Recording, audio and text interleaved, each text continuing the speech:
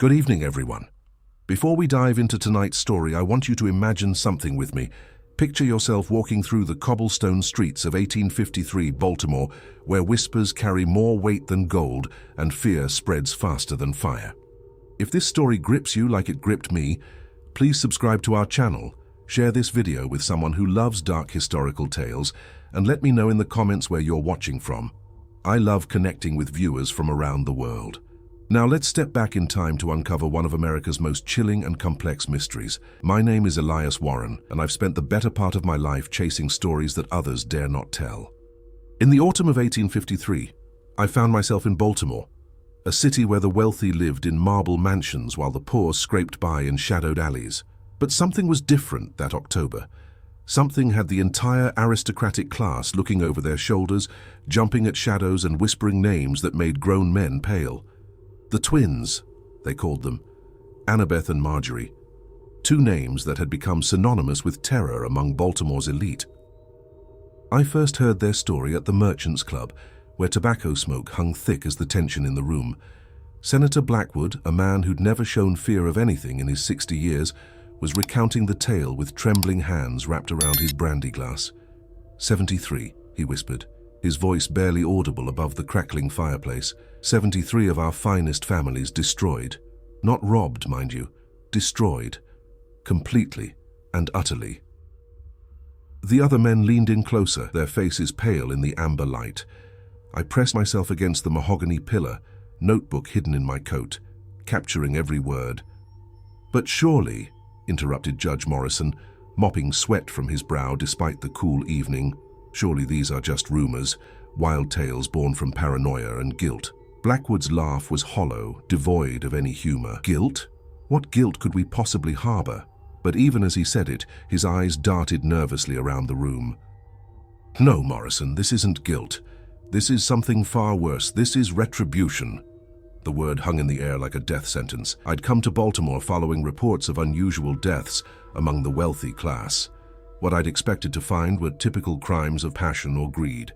What I discovered instead was a city gripped by a terror so profound that it had fundamentally altered the social fabric of one of America's most prominent ports. The stories varied depending on who told them, but certain details remained consistent.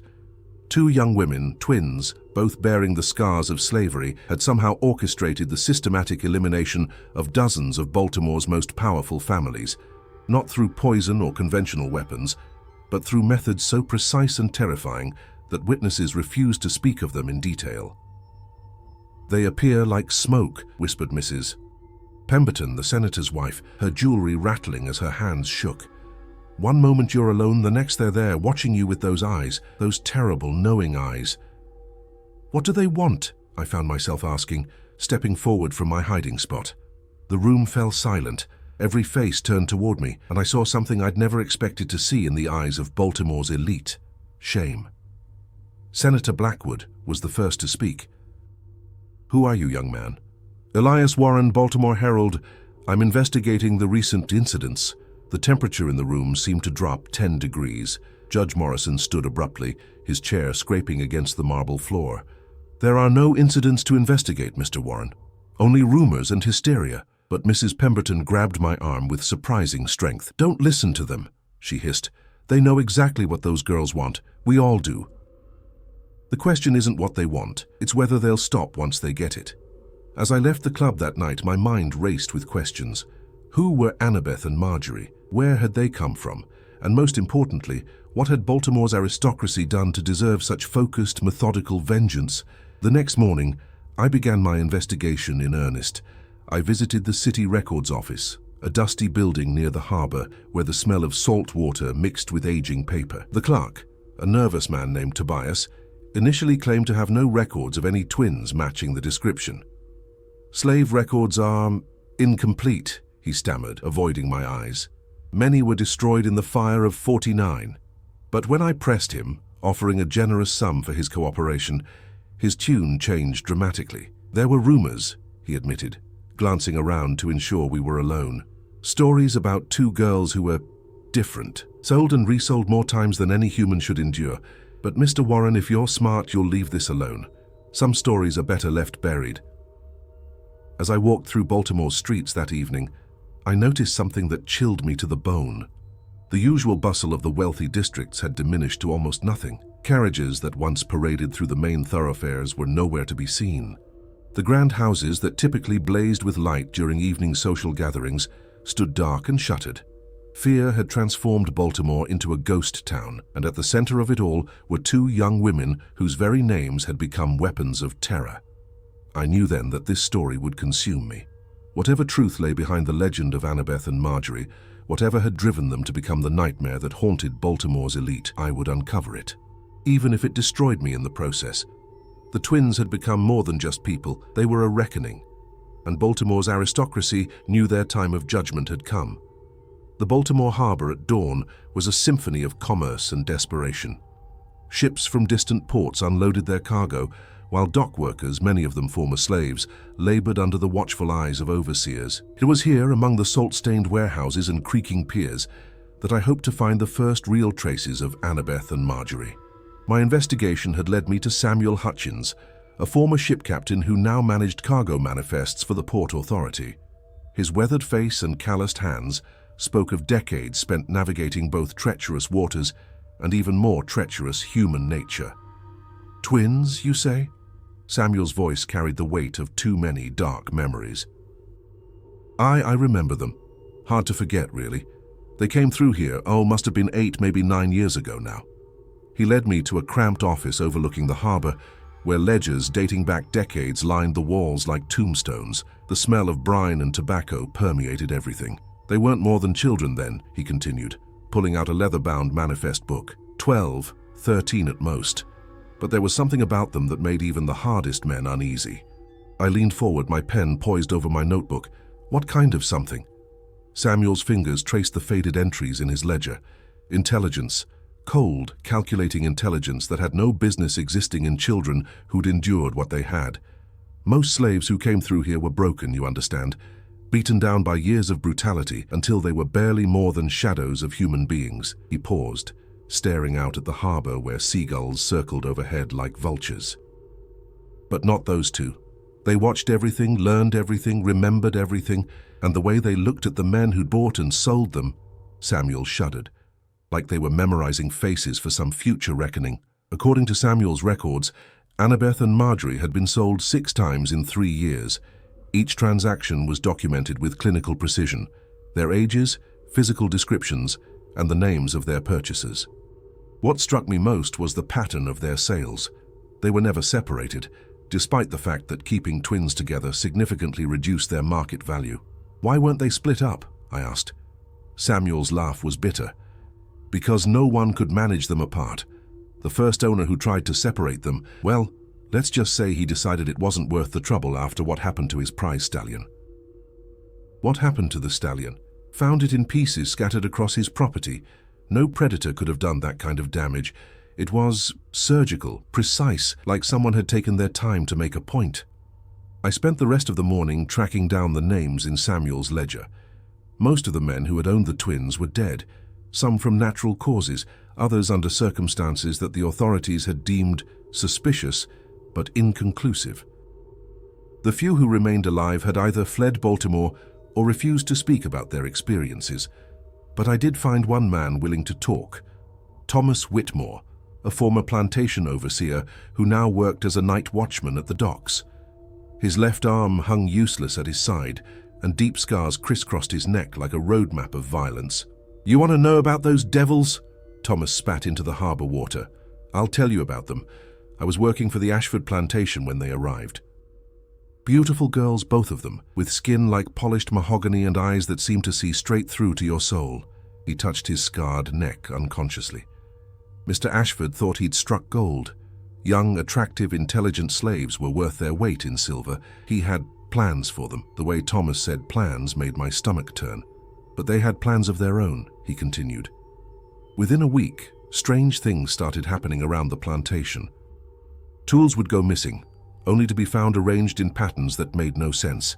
Animals would be found dead but not killed, positioned, like warnings. What kind of warnings? Thomas's good hand trembled as he reached for his flask, the kind that said they knew exactly what kind of man Ashford was, and they weren't going to stand for it.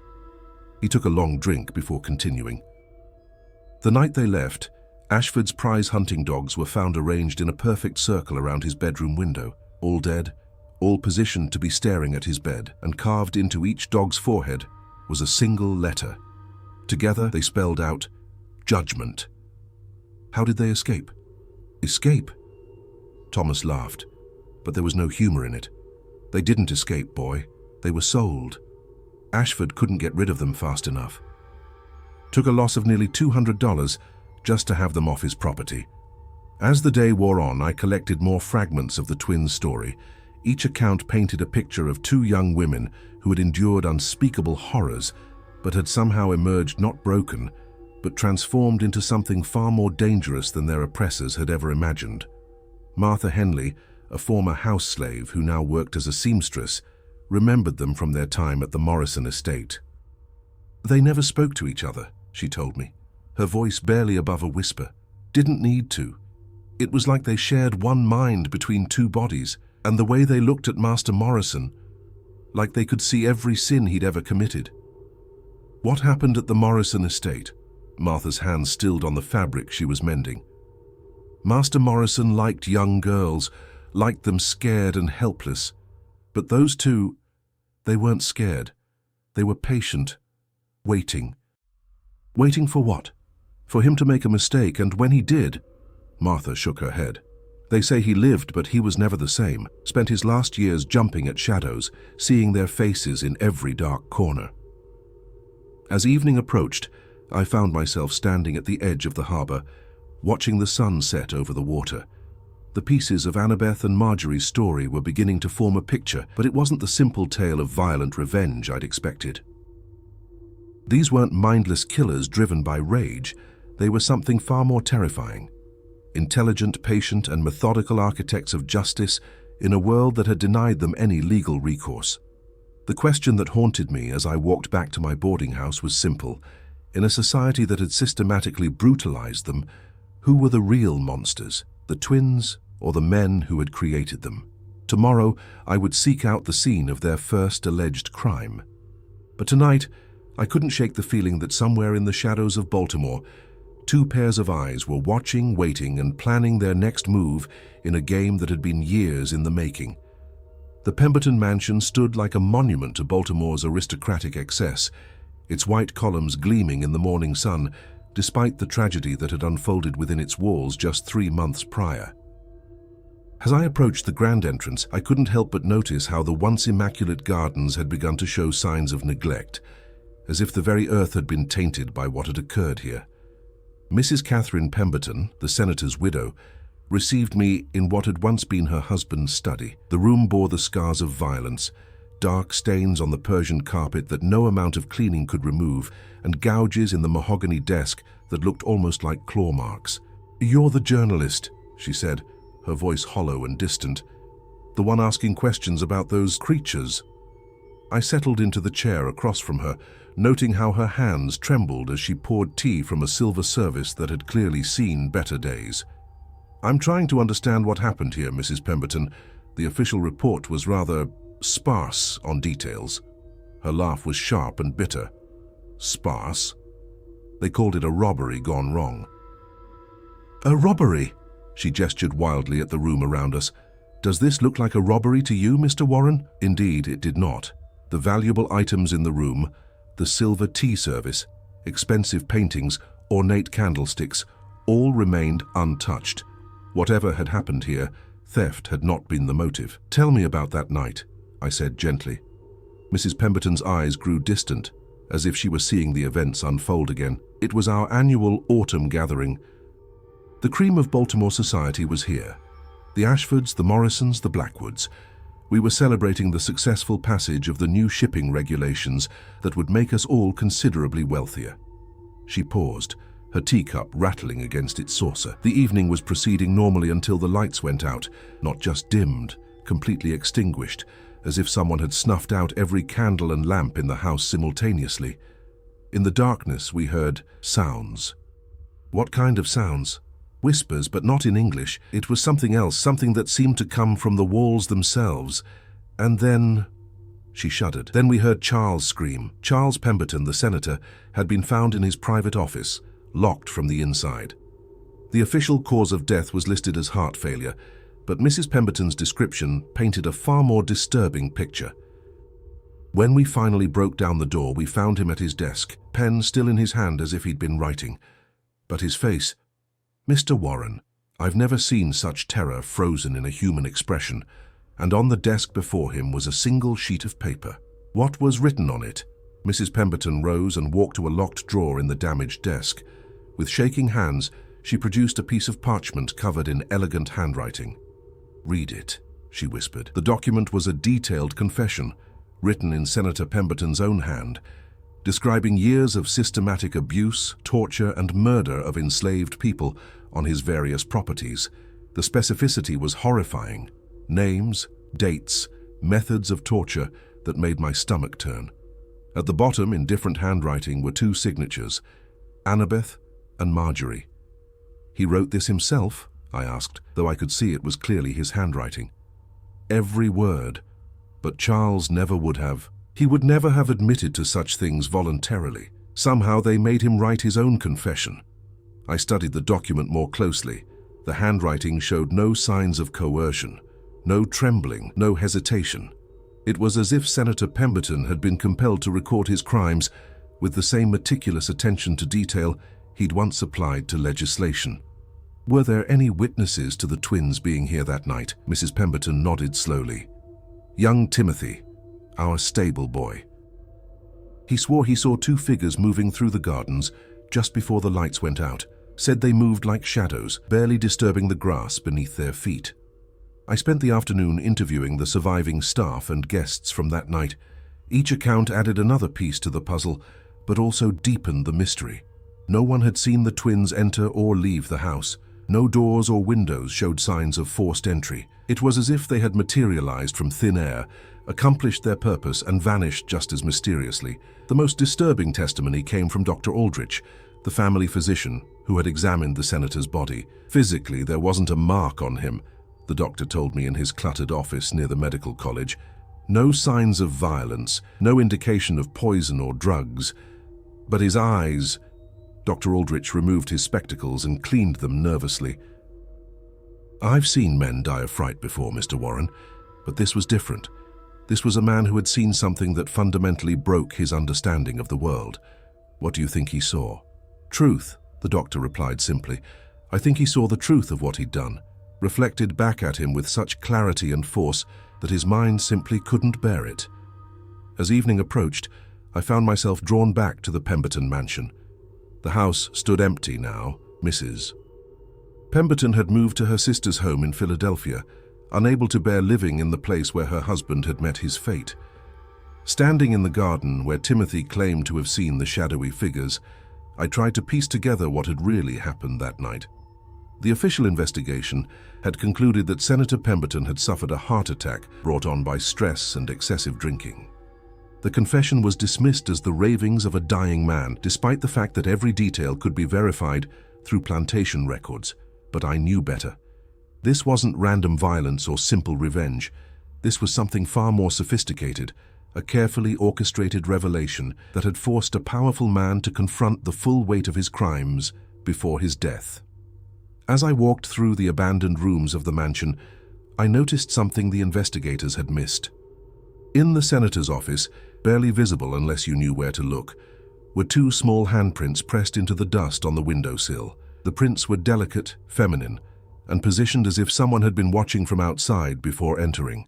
The twins hadn't just killed Senator Pemberton. They had judged him, forced him to judge himself, and then allowed that judgment to destroy him from within. It was a form of justice that was both more merciful and more terrifying than simple murder. But this raised an even more disturbing question. If they could do this to one of Baltimore's most powerful men, what were they planning for the other 72 names on their list? As I left the mansion that night, I couldn't shake the feeling that I was being watched. Not by human eyes, but by something that saw far more than it should, understood far more than it had any right to, and was patiently waiting for the perfect moment to strike again. The first massacre had been a demonstration, a proof of concept. The real terror was yet to come. The entrance to Baltimore's underground network was hidden beneath Murphy's Tavern, a ramshackle establishment in the harbor district where dock workers and freedmen gathered to drink away their sorrows. The proprietor, a grizzled Irishman named Seamus Murphy, had initially been reluctant to speak with me until I mentioned the twins' names. Annabeth and Marjorie. His weathered face grew serious. I know those names, but if you're looking to write some sensational story about murderous slaves, you can take your business elsewhere. I'm looking for the truth, I replied, whatever that might be. Seamus studied me for a long moment, then nodded toward a door behind the bar. Follow me then.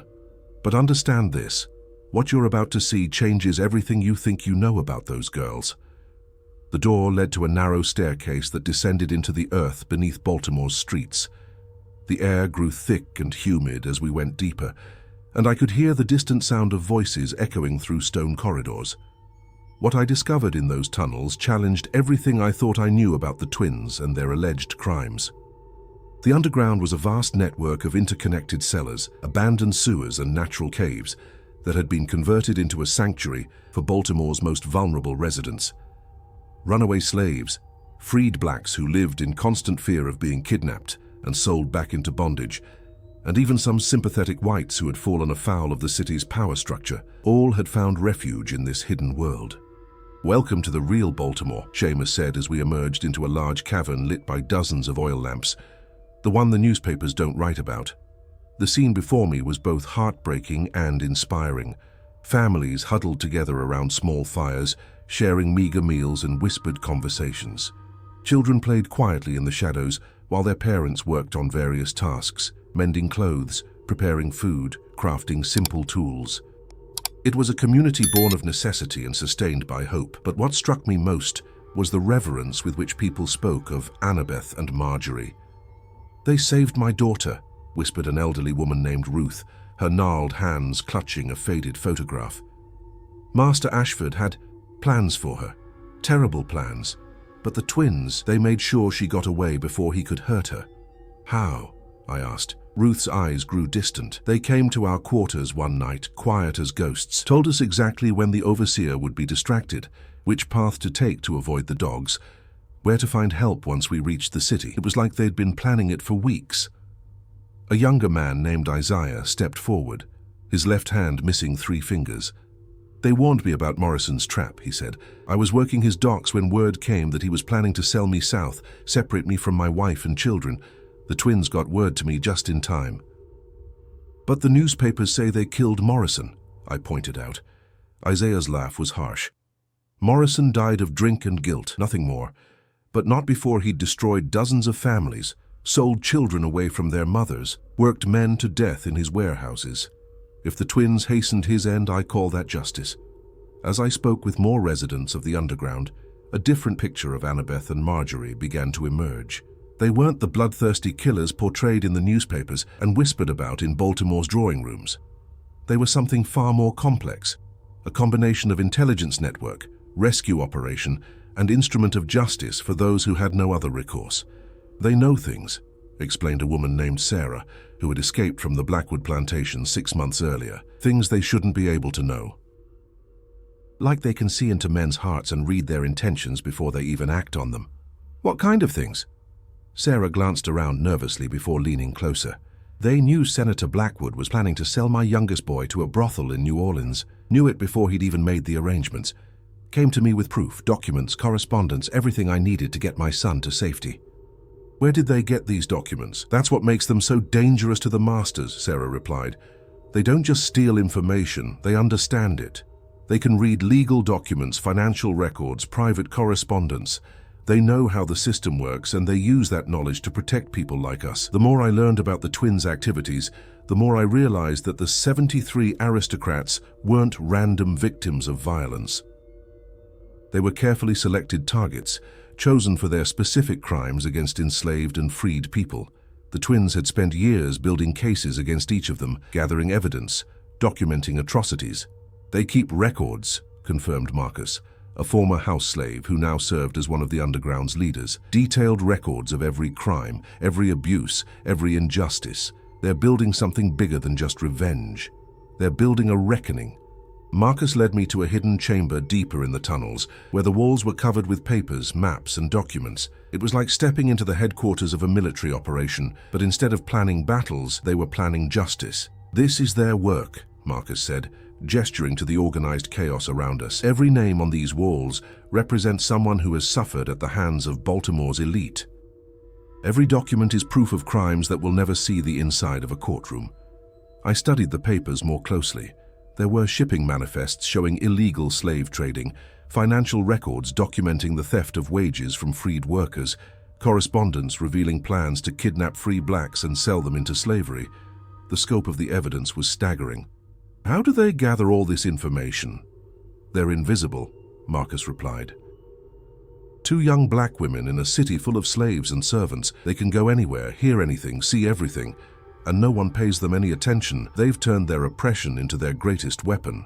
But the most shocking revelation came when Marcus showed me a particular set of documents, detailed plans for what the twins called the Great Revelation. "They're not just eliminating individual criminals," he explained. "They're planning to expose the entire system, every crime, every cover-up, every conspiracy. They want the world to see Baltimore's aristocracy for what they really are." "When?" Marcus's expression grew grave. "Soon, very soon, and when it happens, this city will never be the same." As I prepared to leave the underground that night, I was approached by a young girl who couldn't have been more than 10 years old. She pressed a folded piece of paper into my hand and disappeared back into the shadows before I could ask her any questions. The note was written in elegant handwriting that I was beginning to recognize. "Mr. Warren, your investigation has not gone unnoticed. If you truly seek the truth, come to the Lyric Theatre tomorrow at midnight. Come alone and bring your notebook. It's time you heard our side of the story." A&M. Standing in the tunnel beneath Baltimore's streets, surrounded by the evidence of systematic oppression and the people who had suffered under it, I realized that everything I thought I knew about this story had been wrong. The twins weren't monsters. They were the inevitable result of a monstrous system. They weren't criminals. They were the only form of justice available to people who had been denied all legal recourse. But they were also something else, something that terrified Baltimore's elite more than any simple killer could. They were the truth, given form and purpose and the power to act. Tomorrow night, I would finally meet them face to face. And I had the feeling that encounter would change not just my understanding of their story, but my understanding of justice itself. The morning after my visit to the underground brought news that sent shockwaves through Baltimore's remaining aristocracy. Judge Morrison had been found dead in his locked study, and this time there were witnesses to the twins' presence. I arrived at the Morrison estate to find it surrounded by armed guards and city officials. The mayor himself, Thomas Swan, was directing what appeared to be a military operation rather than a criminal investigation. "This ends today," Mayor Swan declared to the assembled crowd of reporters and officials. "These terrorists will be brought to justice, dead or alive." The word terrorists struck me as particularly telling. In the span of a few months, the narrative around Annabeth and Marjorie had shifted from mysterious killers to enemies of the state. The establishment was no longer content to dismiss them as criminals. They had become a threat to the very foundation of Baltimore's social order. Dr. Aldrich emerged from the house, his face pale and drawn. I managed to intercept him before he reached his carriage. "What did you find, Doctor?" He glanced around nervously before answering. The same as before, no signs of violence, no indication of poison or physical trauma. But Morrison's face, he shuddered. It was worse than Pemberton's. Whatever he saw in his final moments, it was beyond human comprehension. "Was there another confession?" Dr. Aldrich nodded grimly. 12 pages, detailed accounts of every crime he'd committed over the past 20 years. Things that were never reported, never investigated. Things that would destroy a dozen prominent families if they became public. But this time, the twins had made a crucial error. Morrison's butler, an elderly man named Frederick, had witnessed their departure. "I saw them clear as day," Frederick told the assembled investigators. "Two young women, moving across the garden like they were floating rather than walking. They looked right at me through the window, and I swear they smiled before disappearing into the night." The description Frederick provided was the most detailed anyone had given of the twins. Both appeared to be in their early 20s, with the bearing and dress of educated women rather than escaped slaves. They moved with purpose and confidence, showing no fear of being discovered. They wanted to be seen, I realized, speaking to myself more than anyone else. "What did you say?" Mayor Swan had overheard my comment. "Nothing, sir, just thinking aloud." But I wasn't thinking aloud. I was beginning to understand the twins' strategy. They had operated in shadows for months, building their case and eliminating their targets without leaving evidence. Now suddenly, they were allowing themselves to be seen. This wasn't carelessness, it was escalation. By noon, the city had erupted into chaos. Mayor Swan had declared martial law and authorized the formation of citizen patrols to search every building, every alley, every hiding place where the twins might be concealed. A reward of $5,000, an enormous sum, was offered for their capture. But the patrols weren't just searching for Annabeth and Marjorie, they were raiding the homes and businesses of anyone suspected of sympathizing with them. Free blacks were arrested on the slightest pretense. Abolitionists found their homes surrounded by angry mobs. The underground network I had discovered was systematically hunted and destroyed. I watched from my hotel window as Baltimore transformed into a city under siege. Armed men patrolled the streets in groups, stopping anyone who looked suspicious. The harbor district, where many of the city's black residents lived and worked, was cordoned off and searched, building by building. "They're terrified," I wrote in my notebook. "The entire power structure of this city is crumbling because two young women have dared to hold them accountable for their crimes." But the twins weren't passive victims in this manhunt. Throughout the day, reports came in of patrol groups being found unconscious in alleys, their weapons missing, and strange symbols carved into nearby walls. No one was seriously injured, but the message was clear. The hunters had become the hunted. The most dramatic incident occurred at the Ashford warehouse, where a patrol of 12 men had cornered what they believed to be the twins in a storage building. When backup arrived an hour later, they found the patrol members tied up with their own ropes, arranged in a perfect circle around a pile of documents that detailed Ashford's illegal slave trading operations. "It's like they're playing with us," complained Captain Reynolds of the City Guard. They could have killed those men easily, but instead they humiliated them and left evidence of Ashford's crimes for us to find. The psychological warfare was taking its toll on the city's elite. By evening, several prominent families had fled Baltimore entirely, claiming urgent business in other cities. Those who remained barricaded themselves in their homes, surrounded by armed guards and jumping at every shadow. I spent the evening visiting the scenes of the day's encounters, trying to piece together the twins' movements and motivations. What struck me most was the precision of their actions. They weren't striking randomly or defensively. They were conducting a carefully orchestrated campaign designed to maximize fear while minimizing actual violence. At the Ashford warehouse, I found something the investigators had missed. Hidden beneath a loose floorboard was a small leather journal filled with detailed observations about the patrol schedules, guard rotations, and security measures of every major estate in the city. The twins had been studying their enemies for months, learning their patterns and weaknesses, but the most chilling discovery was on the journal's final page. A detailed map of the Lyric Theatre with specific notations about entrances, exits, and sightlines. Our midnight meeting wasn't going to be a simple conversation. It was going to be a carefully staged performance. As I made my way through the increasingly dangerous streets toward the theatre, I couldn't help but admire the twins' strategy. They had turned Baltimore's own paranoia against itself, using the city's fear to expose the very crimes that had created them. Every patrol that raided an innocent family's home, every arrest of a free black citizen, every act of violence committed in their name only served to prove their point about the corruption and brutality of the system they were fighting. The Lyric Theatre loomed before me in the darkness, its ornate facade casting strange shadows in the moonlight. As I approached the stage door, I realized that I was about to come face to face with two of the most wanted people in America. Two young women who had somehow managed to bring an entire city to its knees through nothing more than the power of truth and the courage to act on it. But I also realized something else. After tonight, there would be no going back. Whatever the twins revealed to me, whatever truth they shared, it would change everything. Not just my story, but my understanding of justice, morality, and the price of standing up to power. The stage door was unlocked, waiting for me. As I stepped into the darkness of the theater, I could feel the weight of history pressing down on me. Somewhere in the shadows ahead, Annabeth and Marjorie were waiting to tell their story in their own words. And Baltimore would never be the same. The Lyric Theatre in darkness was a cathedral of shadows and whispered memories.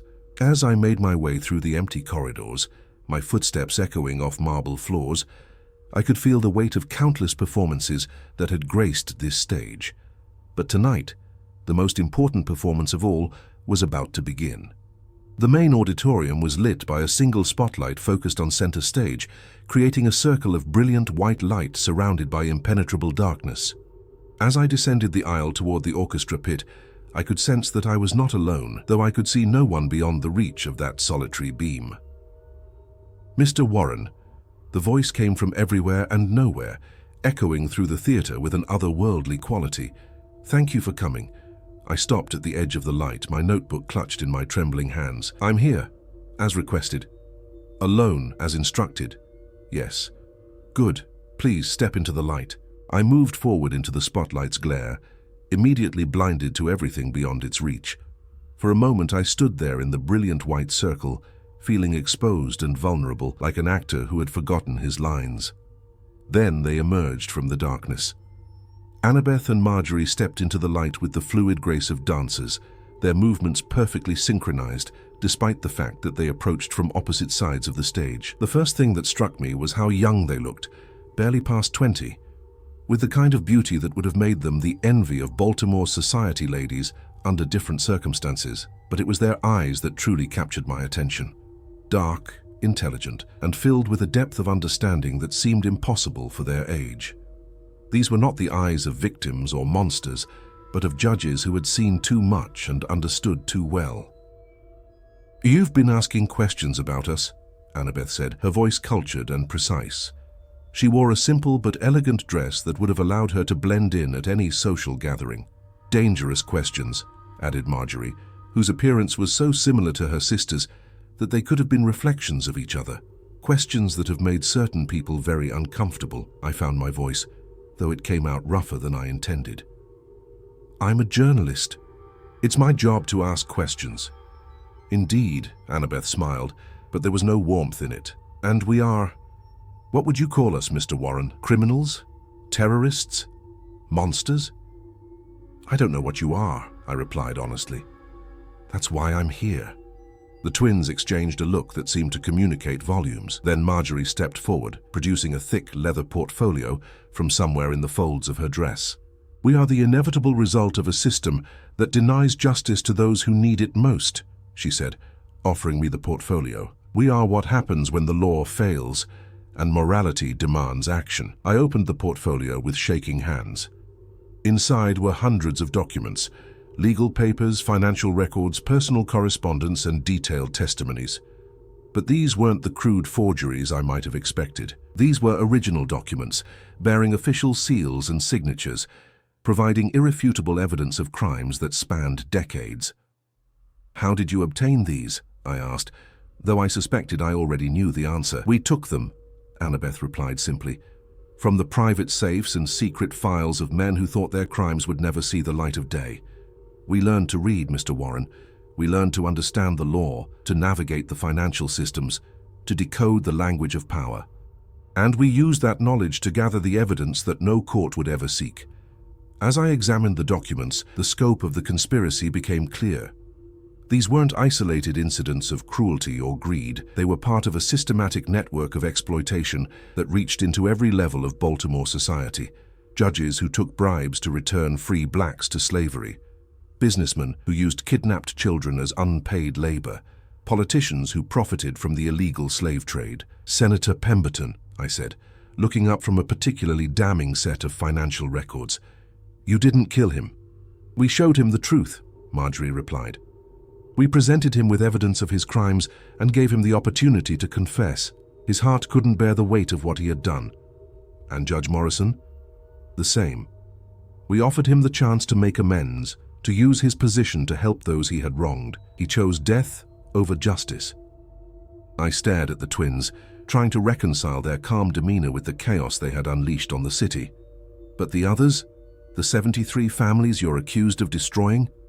Annabeth's laugh was like silver bells, beautiful and terrible. Accused by whom? The newspapers owned by those same families, the politicians who profit from their crimes. Mr. Warren, we have killed no one. We have simply held up a mirror and forced them to see their own reflections. Then what happened to them? Some fled the city when they realized their crimes would be exposed, Marjorie explained. Others died of guilt, drink, or despair when confronted with the truth of their actions. A few even attempted to make amends, though it was far too little and far too late. And the rest? The twins smiled in unison, and for the first time, I felt a chill of genuine fear. The rest are about to face their final judgment, Annabeth said. Tomorrow night at the mayor's grand ball, the truth about Baltimore's aristocracy will be revealed to the world. Every crime, every cover-up, every conspiracy will be laid bare for all to see. I looked down at the portfolio in my hands, understanding finally dawning. You want me to publish this? We want you to choose, Marjorie corrected. You can publish the truth and help us expose a system of corruption that has destroyed countless lives. Or you can remain silent and become complicit in the very crimes you've been investigating. What about justice? What about the law? The law. Annabeth's voice carried a note of bitter amusement. Mr. Warren, we are property under the law. We have no legal standing to bring charges against our oppressors. The courts that would try our case are owned by the very men we accuse. The law is not justice. It is simply another tool of oppression. So you've appointed yourselves as judges. We have accepted the responsibility that others have abdicated, Marjorie replied.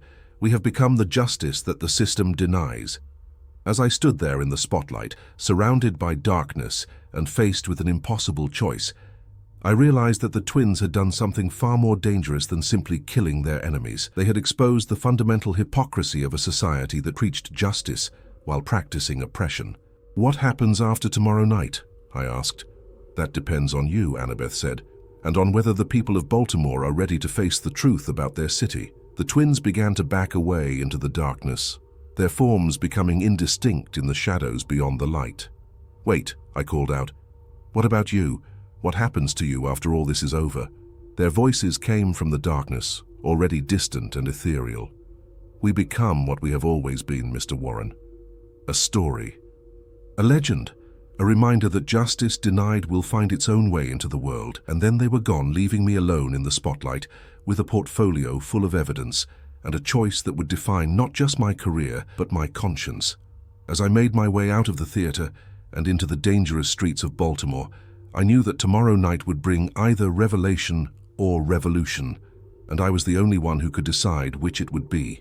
The mayor's grand ball was to be the social event of the season, a defiant celebration in the face of the terror that had gripped Baltimore for months. As I stood outside the Belvedere Hotel, watching carriages arrive filled with the city's remaining elite, I clutched the leather portfolio the twins had given me and wrestled with the most important decision of my life. Inside that portfolio lay the power to destroy dozens of prominent families, to expose a network of corruption that reached into every level of Baltimore society.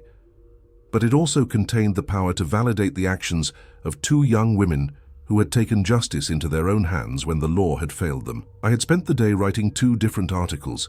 One told the story of Annabeth and Marjorie as dangerous criminals who had terrorized innocent citizens. The other revealed them as instruments of justice in a corrupt system. Both versions were true depending on your perspective. Both would change Baltimore forever. As I entered the ballroom, I was struck by the forced gaiety of the scene. The orchestra played with desperate enthusiasm, couples danced with brittle smiles, and conversation flowed with the artificial brightness of people trying to convince themselves that everything was normal. But I could see the fear in their eyes, the way they glanced nervously at shadows, the armed guards stationed at every entrance. Mayor Swan approached me with the hearty bonhomie of a politician, but I could see the strain in his face. Mr. Warren, I trust you've completed your investigation into this unfortunate business? Indeed I have, Mr. Mayor. My article will be published in tomorrow's edition. Excellent. I'm sure you found, as we have, that these rumors about the twins have been greatly exaggerated, probably the work of outside agitators trying to stir up trouble among our colored population. I nodded non-committally, my hand tightening on the portfolio. Around us, Baltimore's elite continued their desperate celebration, unaware that their world was about to change forever. At precisely midnight, the lights went out. Not gradually, not one by one, but all at once, plunging the ballroom into absolute darkness. In the sudden silence that followed, I heard the rustle of fabric, the whisper of footsteps, and then a voice that seemed to come from everywhere at once. "Ladies and gentlemen of Baltimore," Annabeth's voice rang out clear and strong in the darkness. "Tonight, you will finally see yourselves as you truly are." Suddenly, the room was illuminated not by electric lights, but by dozens of lanterns that seemed to appear from nowhere, held by figures in dark clothing who had somehow materialized throughout the ballroom. In the flickering light, I could see the twins standing on the orchestra platform, no longer hiding in shadows but revealed in all their terrible beauty. "For too long," Marjorie continued, "you have hidden your crimes behind wealth and privilege. You have bought judges, silenced witnesses, and destroyed evidence. But tonight the truth will be heard." What followed was the most extraordinary hour of my life. One by one, the twins called out names from the assembled crowd and presented evidence of their crimes. Not accusations or rumors, but documented proof, financial records, correspondence, testimonies from victims who had never been allowed to speak, Senator Blackwood's illegal slave trading operations, Judge Harrison's practice of selling free blacks back into slavery, businessman Ashford's use of kidnapped children as unpaid labor. The evidence was overwhelming, undeniable, and devastating. But the most shocking revelation came when they called out Mayor Swan himself. "Thomas Swan," Annabeth's voice cut through the stunned silence like a blade, "you have profited from every crime committed in this room. You have taken bribes to look the other way, used your office to protect criminals, and personally ordered the kidnapping of free citizens to be sold into slavery." The portfolio they produced contained documents bearing the mayor's own signature, authorizing payments for special services, and approving the transfer of problematic individuals to plantations in the Deep South. As the evidence mounted, something extraordinary happened. The crowd began to turn on itself. Accusations flew, old grievances surfaced, and the carefully maintained facade of Baltimore's high society crumbled before my eyes. Some tried to flee, only to find the exits blocked by the mysterious figures with lanterns. Others attempted to deny the evidence, but the documentation was too thorough, too detailed to dismiss. In the chaos, I made my choice. I opened my notebook and began writing furiously, documenting everything I saw and heard. This wasn't just a story anymore, it was history in the making. But as dawn approached and the twins prepared to vanish once again into legend, I found myself face to face with them one final time. "Why?" I asked. "Why reveal everything now? Why not continue operating in secret?" "Because," Marjorie replied, "our work here is done. The truth has been revealed, and now it's up to others to decide what to do with it." "What about justice? What about punishment for these crimes?" Annabeth smiled, and for the first time there was genuine warmth in her expression. "Justice isn't always about punishment, Mr. Warren. Sometimes it's simply about truth. We have given Baltimore the truth about itself. What they do with that truth is their choice." As the sun rose over Baltimore Harbor, the twins walked away into the morning mist, leaving behind a city forever changed. Some of the evidence they had presented led to arrests and trials. Other crimes were quietly covered up or ignored. But the myth of Baltimore's aristocratic virtue had been shattered beyond repair. I published my story, not the sanitized version that would have protected the powerful, but the full truth about Annabeth and Marjorie and the system that had created them. The article was reprinted in newspapers across the country, sparking debates about justice, slavery, and the price of silence in the face of oppression. Some called the twins heroes, others branded them terrorists. But everyone agreed on one thing: they had changed the conversation about justice in America forever. Years later, as I write these final words, I still receive reports of the twins' activities. Sightings in Charleston, where a corrupt judge was found dead with a confession of his crimes. Rumors from New Orleans about two mysterious women who helped slaves escape to freedom. Stories from Washington about politicians who suddenly developed consciences after receiving visits from unknown benefactors. Whether these reports are true or simply the power of legend, I cannot say. But I know this: Annabeth and Marjorie became something more than just two young women seeking justice. They became a symbol, a reminder that when the law fails and the powerful escape consequences, Justice will find another way. They became the conscience of a nation that had tried to forget it had one. And in the end, perhaps that is the most powerful form of justice of all. Not the punishment of the guilty, but the awakening of the innocent to the truth of what has been done in their name.